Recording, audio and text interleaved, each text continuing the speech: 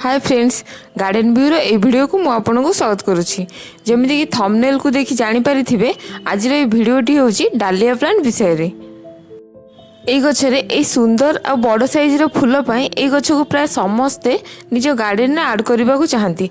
आउ एई गछर बहुत सारा भेराइटी मध्ये अछि। वर्तमान तो ये गोटे भेराइटी देखुंत यार आउ मध्य भेराइटी अच्छी जार छोट गछरे छोट छोट फूल फुटे। आउ ये गछर विभिन्न प्रकार फूल फुटुथिबा गछ मध्य अछि। फ्रेंड्स, ये गोटे सीजनल प्लांट माने केवल विंटर सीजन बा शीत दिन ही ए गछरे फूल फुटे। आउ शीत दिन फुटुथिबा सब फूल ठारू ए डालिया फूल को आमे सबठारू बड़ साइज रो फूल बोली मध्य कहि परिबा। आउ ए गछ गोटे पेरिनियल प्लांट माने वर्ष सारा ए गछ आम गार्डन में रही थाए।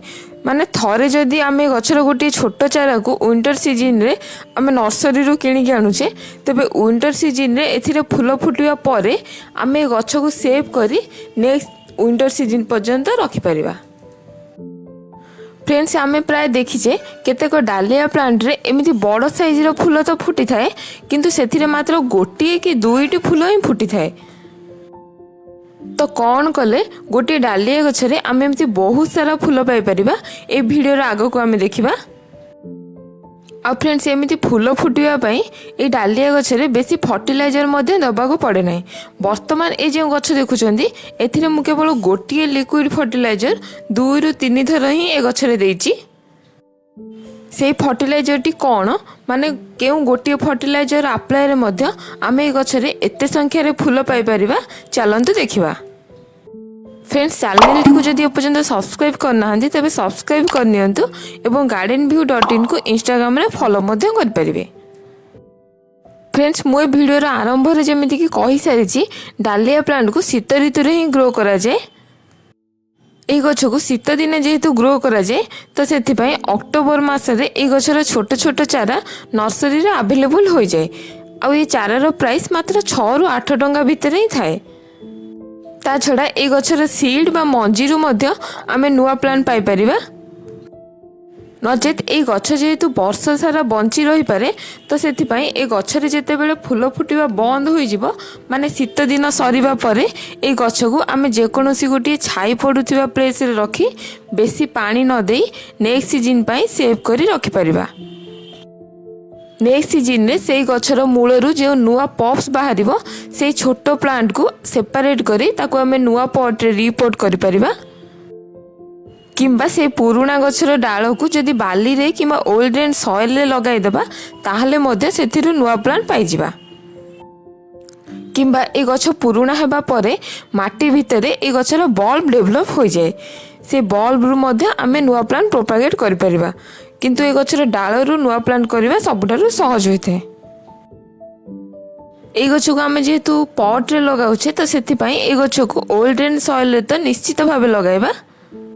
माने आम माटी जदि कादुआ थिबो तेबे 40% गार्डन सॉइल सहित 30% रिवर सैंड और 30% जेकोनोसी ऑर्गेनिक कंपोस्ट मिसाई आमे ओल्डन माटी प्रस्तुत करि परिबा। आउ आमे जदि चाहिबा एथिरे अल्प मात्रा रे कोकोपीट और नीम खली पाउडर मध्ये मिसाई परिबा। आमे गछ पई एमिति ओल्ड एंड सॉइल प्रस्तुत करिबा माने जेउ सॉइल रे पानी देबा परे पानी बहुत शीघ्र पॉट रो ड्रेनेज होल रे बाहरी परथिबो। माने पानी देबा परे पानी जेमिति गछर पॉट रे बहुत समय जमा होई कि रहइबो नाही। किंतु आमे जे माटी रे गछ को लगाइबा से माटी जदि बालिया होइथिबो तबे सेथिरे केवल 40% जेकोनोसी ऑर्गेनिक कंपोस्ट मिसाई आमे गछ को लगाइ परिबा। तो फ्रेंड्स, गोटे छोट गछ को ओल्ड एंड पॉटी मिक्स रे लगाइबा परे गछटी जेतेबेले 4 ରୁ 6 इंच हाइट रो होई जिवो सेतेबेले ए गछ को आमे पिंचिंग करि दबा तेबे पत्र साइड रो आ नुआ बहुत सारा डाल बाहरिबो। वर्तमान देखि परथिबे ए गछर पिंचिंग हेबा परे एथिरे केते बहुत सारा नुआ स्टेम बाहरची। गछर उपरु एमिति किछि पार्ट को छिंडे पिंचिंग कले बहुत सारा नुआ स्टेम बाहरे जा फल गछटी बुसी हुए। आउ गछरु जेते अधिक डाल बाहरिबो गछटी सेते बुसी हेबो आउ सेतिरे सेतिके अधिक परिमाण रे फूल मध्ये फुटिबो। फ्रेंड्स, वर्तमान देखि परथिबे ए गछटी 8 इंच रो ग्रो बैग रे लागिची। जेहेतु गछटी छोट अछि आ मो पाखे बड़ साइज रो पॉट अवेलेबल नथिला तो सेति पई प्रथम रु 8 इंच रो ग्रो बैग रे लागिची। किंतु ये डालिया प्लांट पे पट सिलेक्शन करने समय आम सब 10 इंचर पट कि बड़ साइज पट ही सिलेक्ट करवा। बर्तमान ए गचर ग्रोथ देखी जापे डालिया गछटी जेहेतु एमती बड़ साइज हुए तो से गछ को छोट पट्रे न लगाई आरंभ रू ही आम ए गछ को मिनिमम 10 इंचर पट कि 12 इंचर पट्रे लगाइबा। फ्रेंड्स डालिया गछरे भल फ्लावरिंग होगापी बहुत सनलाइट दरकार पड़े तो से जो प्लेस रे दिन सारा डायरेक्ट सनलाइट पड़ुथिबो से प्लेस रे ए गछ को आम रखिपर नचेत मिनिमम 5 ରୁ 7 घंटा सनलाइट तो ए गछ को आम निश्चित भाव दबा।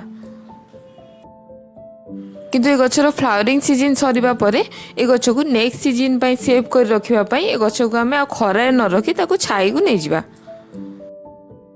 नेक्स्ट फ्रेंड्स वाटरिंग कथा जब देखा शीत दिने ये गचरे प्राय सब बेले पानी देवाक पड़े कहीं आम ये गछ को एक तो खरारे रखीचे आपर भी ए गचर फ्लावरिंग टाइम रे ए गचर मूलर माटी बहुत शीघ्र सुखी जाए। तथापि पानी देवा समय रे गचर मूलर माटी को आम सब चेक करवा जदि सुखिला जना पड़ुची तेबे जाई गचरे पानी देवा। ओभर वाटरिंग बा अधिक पानी केबे भी दबानी कारण ओभर वाटरिंग कले गचरे फंगस लगी पारे किंबा रूट रट होई गछटी नष्ट हो जाय पारे। फ्रेंड्स वर्तमान देखंतु पिंचिंग करिवा परे एथिरे एमिति बहुत डाल बाहरिछि आ आमे जानिछे गछरे बहुत डाल हेले सेथिरे बहुत फूल मध्य फुटे आ ये फूलर साइज जेहेतु बड़ थाए तो फूल फुटिवा समय रे गछटी तळकु नई जाए तो सेथिपई ए गछर फ्लावरिंग समय रे आमे गछ को गोटे स्टिक रा सपोर्ट दे परिबा।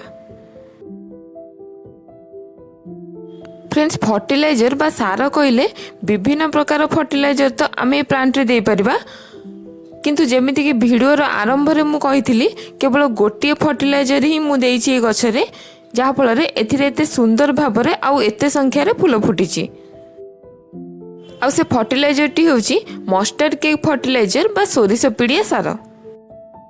मस्टर्ड केक फर्टिलाइजर को गछरे केमिति देबा मु क्राइसैंथेमम बा सेबती गछर वीडियो रे ऑलरेडी कहि सारिछि से वीडियो रो लिंक डिस्क्रिप्शन बॉक्स रे अछि जाई कि चेक करि परिबे।